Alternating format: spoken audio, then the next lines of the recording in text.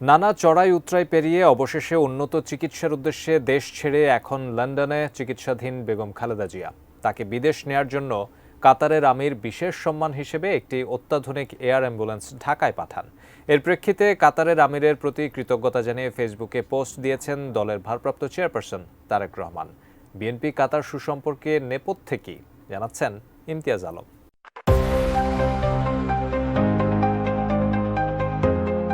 2017 সালের 15 জুলাই চোখ ও পায়ের চিকিৎসা নিতে লন্ডনে গিয়েছিলেন বেগম খালেদা জিয়া।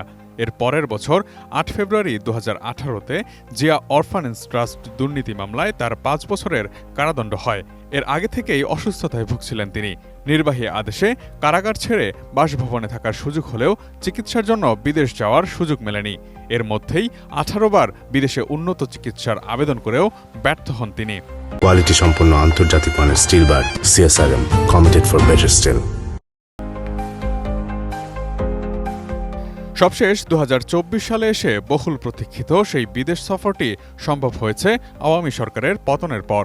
শুধু তাই নয়, রীতিমতো রাজকীয় মর্যাদায় সম্পন্ন হয়েছে সেই যাত্রা। বেগম খালেদা জিয়ার চিকিৎসার ব্যবস্থাপনার মধ্যেই কাতারের আমিরের বিশেষ সম্মান হিসেবে একটি এয়ার অ্যাম্বুলেন্স পাঠানো হয় রাজধানী ঢাকায়। এরপর জনমনে জিজ্ঞাসা তৈরি হয়, বিএনপির সাথে কাতারের সুসম্পর্কের নেপথ্যে কি? 9 জানুয়ারি বৃহস্পতিবার রাতে নিজের ভেরিফাইড ফেসবুক পেজে কাতারের আমিরকে নিয়ে একটি পোস্ট লেখেন তারেক রহমান। ফেসবুক পোস্টে তারেক রহমান বলেন, আমার মা বাংলাদেশের সাবেক প্রধানমন্ত্রী বেগম খালেদা জিয়ার জন্য সদয়ভাবে পরিবহন এবং প্রয়োজনীয় সহযোগিতার জন্য আমি কাতারের আমির Sheikh Tamim bin Hamad bin Khalifa Al থানির কাছে গভীরভাবে কৃতজ্ঞ।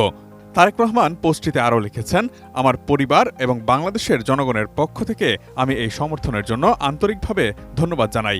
আমরা বাংলাদেশ ও কাতারের মধ্যে দীর্ঘস্থায়ী বহুমুখী সম্পর্ক গড়ে তুলতে উন্মুখ। এই পোস্ট থেকে বিএনপি ও কাতারের সম্পর্কের উষ্ণতা আরও স্পষ্ট হয়।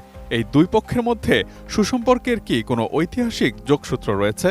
সম্প্রতি এক টেলিভিশন টকশোতে এমনই এক প্রশ্নের মুখোমুখি হয়ে বিএনপি নেত্রী শামা ওবায়েদ জানিয়েছেন, মুসলিম দেশগুলোর সঙ্গে বিএনপির বরাবরই ভালো সম্পর্ক রয়েছে। একই সাথে বেগম খালেদা জিয়ার নেতৃত্বের গুণাবলীও এক্ষেত্রে দুই পক্ষের সম্পর্কে ভূমিকা রেখেছে বলে মনে করেন তিনি। দেশনেত্রী বেগম খালেদা জিয়া যতবার দেশের দায়িত্বে ছিলেন, রাষ্ট্রের দায়িত্বে ছিলেন, সবার সাথে আমাদের ভালো সম্পর্ক, বিএনপি ভালো সম্পর্ক ছিল। তো সেই জায়গা থেকেই আমি মনে করি ওই রেসপেক্টের জায়গা থেকে, সম্মানের জায়গা থেকে কিন্তু এই কাজগুলো ওনারা করছেন বা করেছেন। তবে বিএনপি বা জিয়াউর রহমানের সাথে কাতারের কোনো উল্লেখযোগ্য ঐতিহাসিক সম্পর্কের বিষয়টি বিশেষভাবে আলোচিত নয়। বাংলাদেশ ও কাতারের মধ্যে কূটনৈতিক ও বন্ধুত্বপূর্ণ সম্পর্ক বহুদিন ধরেই বিদ্যমান। জিয়াউর রহমান বাংলাদেশের প্রেসিডেন্ট থাকা অবস্থায় মধ্যপ্রাচ্যের দেশগুলোর সঙ্গে সম্পর্ক উন্নয়নে গুরুত্ব দিয়েছিলেন, যার মধ্যে কাতারও অগ্রগণ্য ছিল। মধ্যপ্রাচ্যের দেশগুলোতে কর্মসংস্থান, দ্বিপাক্ষিক বাণিজ্য এবং কূটনৈতিক সহযোগিতা সেই সময়ে বাড়ানো হয়েছিল। এর ফলে মধ্যপ্রাচ্যের দেশগুলোর সাথে বাংলাদেশের সম্পর্ক সুদৃঢ় হয়। কাতারও বাংলাদেশের অভিবাসী শ্রমিকদের জন্য একটি বড় গন্তব্য ছিল এবং এখনও রয়েছে। সব মিলে বর্তমান পরিস্থিতিতে কাতারের আমিরের মাধ্যমে খালেদা জিয়ার জন্য চিকিৎসার ব্যবস্থাপনা মানবিক দৃষ্টিভঙ্গি এবং কূটনৈতিক সৌহার্দ্যের প্রতিফলন বলেই মনে করছেন অনেকে। Imtiaz Alam, desk report, ATN news.